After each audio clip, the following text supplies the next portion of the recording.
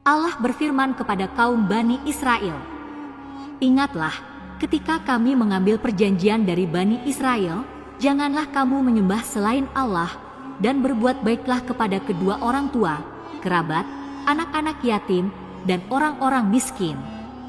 Selain itu, bertutur katalah yang baik kepada manusia, laksanakanlah salat, dan tunaikanlah zakat. Akan tetapi, kamu berpaling, mengingkarinya, kecuali sebagian kecil darimu dan kamu masih menjadi pembangkang." Surah Al-Baqarah ayat 38.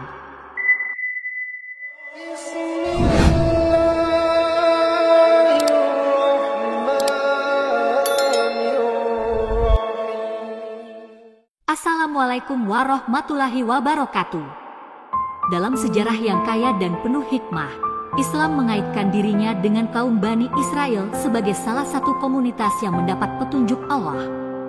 Sebagai kelompok yang disebutkan dalam Al-Quran, Bani Israel memberikan pengajaran mendalam tentang perjalanan spiritual, ujian, dan kebijaksanaan yang dapat diambil umat Islam untuk memperkaya pemahaman mereka tentang keimanan dan ketakwaan. Bani Israel merupakan kaum yang dilalui oleh banyak nabi.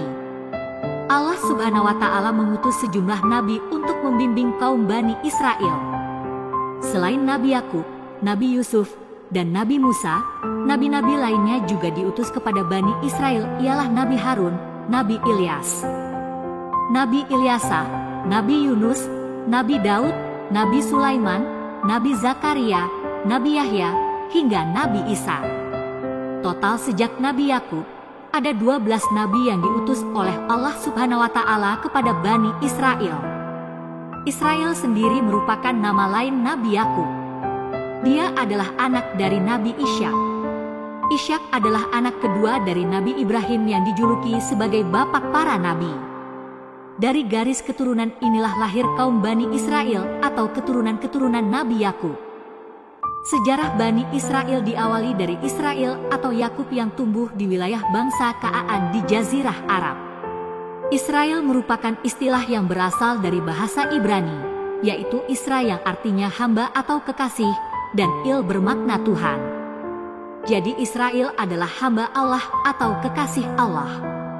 Nabi Yakub memiliki 12 anak dari keempat istrinya, yakni Ruben, Simeon, Lewi, Yehuda, dan Naftali, Gad, Asher, Isahar, Zebulon, Yusuf, dan Benyamin. Yusuf tidak disukai saudara-saudaranya hingga ia dijual kepada seorang musafir. Oleh si musafir, Yusuf dijual ke Mesir.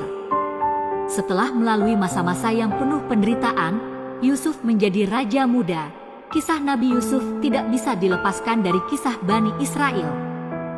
Karena berawal dari kisah Yusuf inilah Bani Israel sempat mendiami Mesir dalam kurun waktu yang sangat panjang di bawah kepemimpinan Fir'aun. Kaum Bani Israel atau anak-anak Israel mulai berdatangan ke Mesir berdiam dan menempati wilayah Mesir secara turun-temurun. Kaum ini diperbudak sampai diutus Nabi Musa, seorang yang juga keturunan Bani Israel, untuk membebaskan Bani Israel dari cengkeraman Fir'aun. Muhammad Hussein Haikal dalam Sejarah Hidup Muhammad 1980 mencatat bahwa dalam pangkuan Fir'aun, Nabi Musa dibesarkan dan diasuh di tangan para pendeta dan pemuka-pemuka agama kerajaan. Musa mengetahui keesaan Tuhan dan rahasia-rahasia alam. Setelah datang izin Tuhan kepadanya supaya ia membimbing umat di tengah-tengah Fir'aun yang berkata kepada rakyatnya, "Akulah Tuhanmu yang tinggi," Nabi Musa pun akhirnya berhadapan dengan Fir'aun sendiri beserta tukang-tukang sihirnya. Melihat kondisi dan ancaman terhadap diri dan kaumnya, Nabi Musa bersama orang-orang Israel yang lain pindah menuju negeri Palestina. Kala itu, tidak hanya perbudakan dan kerja paksa yang diterapkan oleh Fir'aun kepada Bani Israel. Fir'aun juga berlaku kejam dengan membunuh semua bayi laki-laki Bani Israel. Karena adanya ramalan bahwa akan lahir bayi laki-laki dari Bani Israel yang akan meruntuhkan kekuasaan Fir'aun. Meskipun berkali-kali mendapat nikmat dan perlindungan Allah Subhanahu wa Ta'ala melalui Nabi Musa, Bani Israel tidak pernah merasa bersyukur, bahkan terus melakukan pembangkangan terhadap Allah dan Nabi Musa. Dalam beberapa literatur sejarah, Bani Israel yang telah diselamatkan oleh Nabi Musa atas izin Allah Subhanahu wa Ta'ala melakukan pembangkangan. Saat itu, setelah sampai di seberang Laut Merah dari pengejaran Fir'aun dan tentaranya, bahkan ketika kondisi keadaan kaumnya belum sejahtera, mereka mulai menunjukkan pembangkangan terhadap perintah Allah Subhanahu wa Ta'ala dan perintah Nabi Musa. Mereka meminta kepada Nabi Musa untuk membuatkan mereka patung berhala anak sapi agar bisa mereka sembah, seperti halnya bangsa Samiri, bangsa di seberang Laut Merah, menyembah patung anak sapi. Tentu saja permintaan yang bersifat menyekutukan Allah Subhanahu wa Ta'ala itu ditolak oleh Nabi Musa. Penolakan Nabi Musa tidak diindahkan kaum Bani Israel. Hal itu terjadi ketika Nabi Musa sementara meninggalkan kaum Bani Israel untuk sejenak bermunajat, memohon petunjuk Allah Subhanahu wa Ta'ala. Untuk itu, Nabi Musa menitipkan tanggung jawab pembimbingan kepada Nabi Harun untuk mengurus Bani Israel. Tetapi hanya dalam waktu 40 hari saja, sekembalinya Nabi Musa kaum Bani Israel telah kembali berlaku syirik. Mereka telah kembali menyembah patung-patung anak sapi yang mereka buat. Tentu saja Nabi Musa dibuat murka atas perbuatan kaumnya yang membangkang itu. Saking marahnya hingga batu tulis yang dibawa Nabi Musa dari hasil bermunajat kepada Allah Subhanahu wa Ta'ala mereka hancurkan berkeping-keping karena mereka menolak ajaran Nabi Musa. Batu tulis tersebut berisi Taurat dalam wujud aslinya. Pembangkangan Bani Israel selanjutnya ialah ketika Nabi Musa mengajak kaumnya untuk berangkat menuju tanah yang dijanjikan Allah Subhanahu wa Ta'ala kepada mereka, yaitu kota Yerusalem. Kota Yerusalem kelak menjadi tempat suci rumah bagi 3 agama besar di dunia, yaitu Islam, Nasrani, dan Yahudi. Nabi Musa memerintahkan mereka untuk menuju ke tanah tersebut secara terang-terangan, karena Allah Subhanahu wa Ta'ala telah menjanjikan kemenangan bagi mereka. Namun, mereka menolak dan malah meminta agar Nabi Musa saja yang berangkat ke kota tersebut, karena mereka takut terhadap raja kejam yang sedang berkuasa di Yerusalem.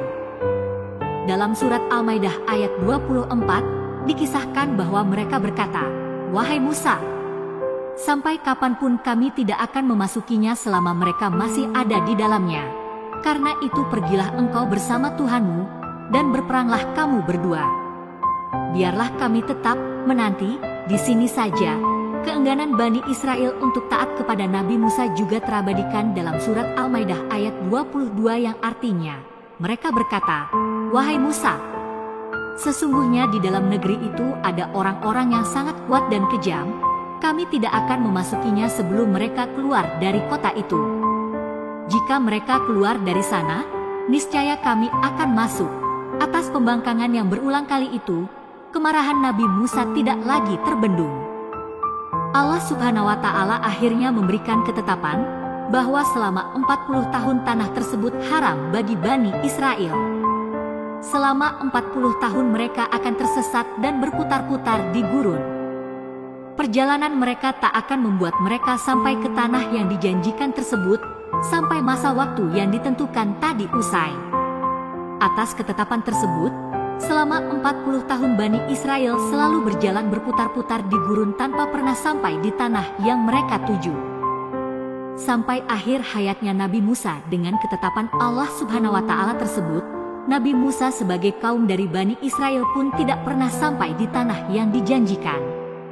Bani Israel mencapai Yerusalem setelah masa hukuman dari Allah Subhanahu wa Ta'ala telah habis. Di tempat itu mereka kembali membentuk koloni-koloni baru dan mulai menguasai Yerusalem. Pada akhirnya, kaum Bani Israel menyadari bahwa tanah Yerusalem adalah hak kebebasan mereka dalam hidup, maka dari itu mereka menegakkan sebuah negara karena mereka yakin disitulah menurut mereka tanah mereka untuk bebas dari perbudakan. Tetapi sampai saat sekarang masih terjadinya konflik yang sangat mengecewakan. Karena Allah menjanjikan tanah itu untuk 3 agama yang saling menjunjung tinggi keadilan dan toleransi bagi umat beragama. Supaya tanah suci ini menjadi tempat bertemunya cinta kasih sayang dan harapan bagi semua umat manusia.